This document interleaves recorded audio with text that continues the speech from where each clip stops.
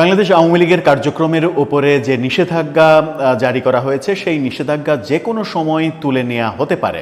Professor ইউনূসের আমেরিকাতে এই মন্তব্য, অর্থাৎ আল জাজিরার সাংবাদিকের সঙ্গে যে সাক্ষাৎকার, সেই সাক্ষাৎকারে যে মন্তব্য, সেই মন্তব্যকে এবার উল্টে দেওয়ার চেষ্টা করছেন সরকারের উপদেষ্টা আসিফ নজরুল এবং সরকারের প্রেস সেক্রেটারি শফিকুল আলম তিনি যেটা বলেছেন সেটাও উল্টে দেওয়ার মতো বলেছেন। প্রধান উপদেষ্টা এই ধরনের মন্তব্য করেননি। আসিফ নজরুল প্রফেসর ইউনূসের যে মন্তব্য, সেই মন্তব্যের একেবারে উল্টা মন্তব্য করলেন। উল্টা মন্তব্য যখন করলেন এবং উল্টোটা বোঝানোর চেষ্টা করলেন, তখন প্রশ্ন আসে এই মুহূর্তে সরকারের মধ্যে ক্ষমতাশালী কে, প্রফেসর ইউনূস নাকি তার উপদেষ্টা পরিষদের অন্যান্য সদস্যরা, নাকি তার প্রেস সেক্রেটারি? কে বেশি ক্ষমতাশালী? প্রফেসর ইউনূসের মন্তব্যটাকে উল্টে অন্য মন্তব্যে পরিণত করার যে চেষ্টা আমরা দেখছি, সেই চেষ্টাতেই প্রশ্ন আসে প্রফেসর ইউনূস কি সরকারের মধ্যে তার কার্যকারিতা হারিয়ে ফেলেছেন, তার আধিপত্য হারিয়ে ফেলেছেন? তার কথা কেউ উল্টে দেওয়ার চেষ্টা করছে তার সরকারের কেউ কেউ? কি ঘটছে, কি মন্তব্য করলেন তারা, একটু বোঝার চেষ্টা করব এই ভিডিওতে। থাকবেন পলিটিক্স টিভির নিয়মিত আয়োজনে।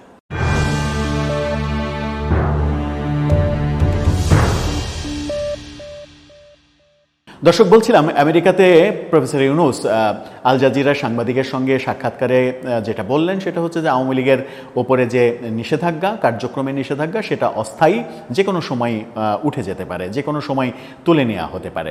এটা নিয়ে বাংলাদেশের রাজনীতিতে ব্যাপক শোরগোল পড়ে গেল।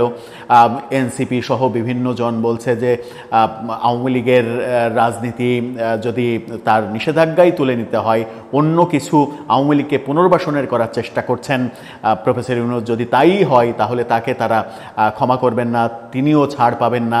আবার গণ অধিকার পরিষদের সাধারণ সম্পাদক রাশেদ খান বলেছেন প্রয়োজনে প্রধান উপদেষ্টা আওয়ামী লীগের দায়িত্ব নেন, কিংবা কোনো একটা উপদেষ্টাকে আওয়ামী লীগের দায়িত্ব নেওয়ার কথা বলেন। যে কোনো একজন আওয়ামী লীগের দায়িত্ব নিলেই তো হয়ে যায় আওয়ামী লীগের সভাপতি হিসেবে। এই ধরনের মন্তব্য হচ্ছে। এই ধরনের মন্তব্য যখন হচ্ছে, সমালোচনা যখন হচ্ছে, তখন উপদেষ্টা আসিফ নজরুল বললেন যে প্রফেসর ইউনূসের ওই মন্তব্য ঠিক নয়। তাহলে কোনটা ঠিক? প্রফেসর ইউনূস প্রধান উপদেষ্টা যে মন্তব্য করছেন সেটাকে উল্টে দিচ্ছেন আসিফ নজরুল। কি বললেন? আজকে গতকালকে তিনি দুর্গা পূজা পরিদর্শনে মন্তব্য করেছেন, যেটা যাই দিনের শিরোনামটা আপনারা দেখে নিতে পারেন। সেখানে তিনি বলছেন আওয়ামী লীগের কার্যক্রমের ওপরে নিষেধাজ্ঞা তুলে নেওয়ার কোনো সম্ভাবনাই নেই।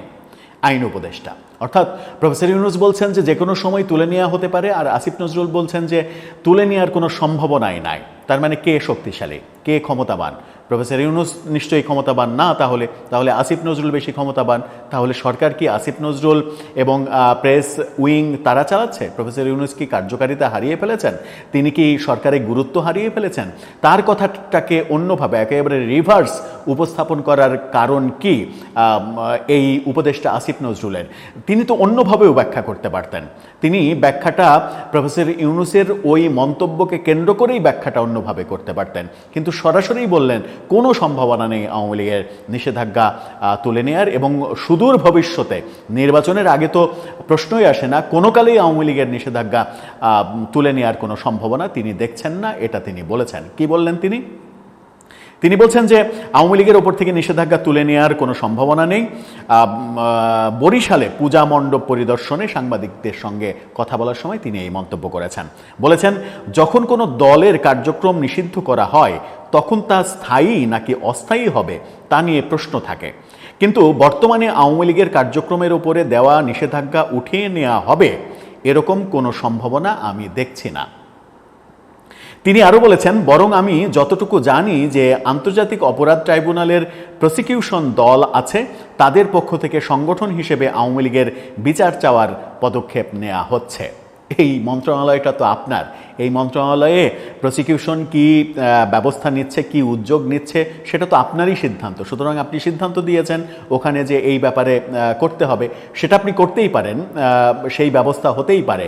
দল হিসেবে আওয়ামী লীগ অপরাধী কি অপরাধী না সেটা যদি আদালত থেকে সিদ্ধান্ত আসে, সেটাকে ওয়েলকাম জানানোর মানুষের অভাব হবে না। কিন্তু যখন নির্বাহী আদেশে হবে তখনই পক্ষপাতিত্বের ব্যাপার আসবে, তখনই নীতি নৈতিকতার ব্যাপার আসবে, তখনই আইনের ব্যাপার আসবে, আইন লঙ্ঘন করা হলো কিনা সেই ব্যাপার আসবে, সরকার নির্বাহী আদেশে আইন পরিবর্তন করে এটা করার পেছনে অন্য কোনো উদ্দেশ্য আছে কিনা সেই প্রশ্ন আসবে। যে মন্ত্রণালয়ের দায়িত্বে আপনি আছেন তিনি বলছেন যে সুতরাং নির্বাচনের আগে তো দূরের কথা, অদূর ভবিষ্যতে আমার পর্যবেক্ষণে যতটুকু বুঝি তাদের যে কার্যক্রম নিষিদ্ধ হয়েছে তা প্রত্যাহার করার কোনো সম্ভাবনা নেই। অর্থাৎ আওয়ামী লীগের কার্যক্রমের উপরে যে নিষেধাজ্ঞা দেওয়া হয়েছে তা জীবনেও প্রত্যাহার করা হবে না। সেটা প্রফেসর ইউনূস সরকার থাকুক আর পরবর্তীতে যে পরিস্থিতি আসুক, তিনি মনে করছেন যে আওয়ামী লীগের কার্যক্রমের উপরে নিষেধাজ্ঞা প্রত্যাহার করা হবে না। যদি তাই মনে করেন যে এই প্রত্যাহারটা করা হবে না, তাহলে কেন স্থায়ীভাবে দলকেই নিষিদ্ধ করছেন না? আপনি তো দলকেই নিষিদ্ধ করতে পারবেন। এই আধা আধি ব্যাপারটা, ভাষা ভাষা ব্যাপারটা, যে ব্যাপারটার সংজ্ঞা বুঝতেও অনেক মানুষের কষ্ট হচ্ছে, এই অবস্থায় রাখার তো কোনো দরকার নেই। ব্যাপারটা একেবারেই ফিনিশ করে দিলেই হয় যে আওয়ামী লীগ দল হিসেবে নিষিদ্ধ, বাংলাদেশে আওয়ামী লীগ বলে আর কিছু নেই, নির্বাচন কমিশনের লিস্টে নৌকা বলে আর কিছু নেই। এটা ঘোষণা করে দিলেই তো এত আলোচনা, এত বিশ্লেষণ এগুলো লাগে না। যে কথা বলছিলাম যে প্রধান উপদেষ্টার করা ওই মন্তব্যটাকে তিনি ভিন্নভাবে ব্যাখ্যা করতে পারতেন। তিনি এভাবে ব্যাখ্যা করতে পারতেন যে আওয়ামী লীগের নিষেধাজ্ঞা, আওয়ামী লীগের উপরে যে নিষেধাজ্ঞা সেটা অস্থায়ী, যে কোনো সময় উঠে যেতে পারে, সেটা প্রফেসর ইউনূস ঠিকই বলেছেন। কিন্তু আপনারা লক্ষ্য করুন যে তার পরবর্তীতে তিনি কি বলেছেন। তিনি বলেছেন যে নির্বাচনে যারা আওয়ামী লীগের সাপোর্টার তারা ভোট দেবে ঠিকই, কিন্তু তার মার্কাটা পাবে না, আওয়ামী লীগের মার্কাটা নির্বাচনে থাকবে না। তার মানে তিনি একটা বড় সাক্ষাৎকার দিয়েছেন। সেই সাক্ষাৎকারের 2 লাইনকে কেন্দ্র করে আপনারা যদি সংবাদ শিরোনাম করেন তাহলে পুরো ব্যাপারটার ব্যাখ্যাটা অন্যরকম হয়। পুরো ব্যাপারটার ব্যাখ্যাটা পাল্টে না দিয়ে পুরো ব্যাপারটা বোঝার চেষ্টা করুন। তিনি তো পরবর্তীতে বলেছেন আওয়ামী লীগ নির্বাচন করবে না, তাদের প্রতীক থাকবে না। সুতরাং তিনি একটা যুক্তির কথা বলেছেন যে অস্থায়ীভাবে নিষেধাজ্ঞা, এটা যেহেতু স্থায়ী নয় সেহেতু অস্থায়ী ব্যাপারটা যে কোনো সময় হয় স্থায়ী হতে পারে অথবা সেটা উইথড্র করা হতে পারে। এটাই তো নিয়ম, এটাই তো সাধারণ ব্যাপার। সেইভাবে ব্যাখ্যা না করে, আইনের পরিভাষায় ব্যাখ্যা না করে তিনি ব্যাখ্যা করলেন যে আওয়ামী লীগের উপরে নিষেধাজ্ঞা জীবনেও প্রত্যাহার করা হবে না। তার মানে সরকার, আপনারা ডিটারমাইন্ড যে আওয়ামী লীগকে আপনারা রাজনীতি করতে দেবেন না। যদি ডিটারমাইন্ডই হন তাহলে এত নকশা করার তো দরকার নেই, একেবারে স্ট্রেট কাট আদালত পর্যন্ত যাওয়ার দরকার নেই। নির্বাহী আদেশেই তো আওয়ামী লীগকে নিষিদ্ধ করতে পারেন। ছাত্রলীগকে নিষিদ্ধ করতে পারলে আওয়ামী লীগকে নিষিদ্ধ করতে পারবেন না কেন? আওয়ামী লীগকে নিষিদ্ধ করার দাবি তো বিভিন্ন জনের রয়েছে। এনসিপি সহ বিভিন্ন স্টেক হোল্ডার তো আওয়ামী লীগকে নিষিদ্ধ করার দাবি তুলছে। সেটা করে ফেললেই পারেন, সেটা না করতে মানে সমস্যা কি? এই কথা যখন বলছেন সেটা করতে পারছেন না, আমার মনে হচ্ছে কেন যেন যে কারণে বলতে পারছেন না সেটা হচ্ছে যে বিএনপির অবস্থান ভিন্ন। বিএনপি চায় না আওয়ামী লীগকে নিষিদ্ধ করা হোক। বিএনপির নেতা ডাক্তার জাহিদ, তিনি বাংলা ট্রিবিউনের শিরোনামটা আপনারা দেখে নিতে পারেন, তাকে নিয়ে বাংলা ট্রিবিউন খবর করেছে যে সরকার নয়, আওয়ামী লীগ নিষিদ্ধের সিদ্ধান্ত নেবে জনগণ। এটাই বিএনপির অবস্থান। অর্থাৎ বিএনপি স্পষ্টভাবেই তাদের অবস্থান স্পষ্ট করে দিয়েছে, বলে দিয়েছে, সেটা হচ্ছে নির্বাহী আদেশে কোনো দলকে নিষিদ্ধ করার এখতিয়ার সরকারের নেই। কোনো দল নিষিদ্ধ হবে কি হবে না, কোনো দল মানুষের অন্তরে থাকবে কি থাকবে না, সেই সিদ্ধান্ত নেবে জনগণ। জনগণই তার সিদ্ধান্তদাতা। যেমন বাংলাদেশে একটা সময় প্রচণ্ড প্রভাবশালী মুসলিম লীগ, এখন আর কোনো অস্তিত্ব নেই, মুসলিম লীগ ভ্যানিশ। সুতরাং জনগণ চায়নি মুসলিম লীগ থাকুক, মুসলিম লীগ থাকেনি, এরকম অনেক দলই তো ভ্যানিশ হয়ে গেছে, জনগণের সাপোর্ট পায়নি, ভ্যানিশ হয়ে গেছে। সুতরাং আওয়ামী লীগকে জনগণ যদি না চায় তাহলে আওয়ামী লীগ এমনি ভ্যানিশ হয়ে যাবে। আওয়ামী লীগকে নিষিদ্ধ করবে জনগণ, সরকার নয়। বিএনপির যে এই অবস্থান, বিএনপির এই অবস্থানের কারণে আপনারা আওয়ামী লীগকে নিষিদ্ধ করতে পারছেন না।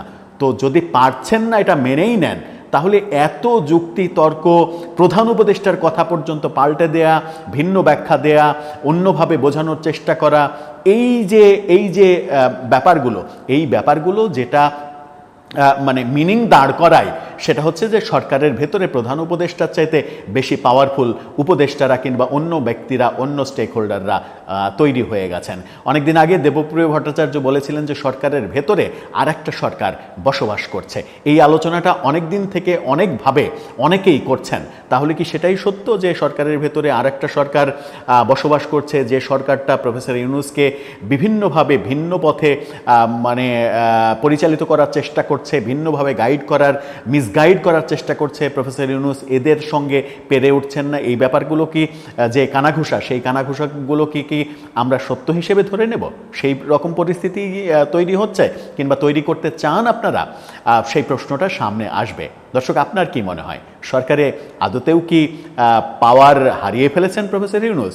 আসিফ নজরুল প্রফেসর ইউনূসের চাইতে অনেক বেশি ক্ষমতাশালী সরকারে, কিংবা অন্যরা অনেক বেশি ক্ষমতাশালী হয়ে গেছেন? সেটা কি আমরা এই মন্তব্যের মাধ্যমে বুঝে নিতে পারি, নাকি আমরা অন্যভাবে সফটলিও চিন্তা করতে পারি? আপনার মন্তব্য জানিয়ে লিখতে পারেন আমাদের কমেন্ট বক্সে।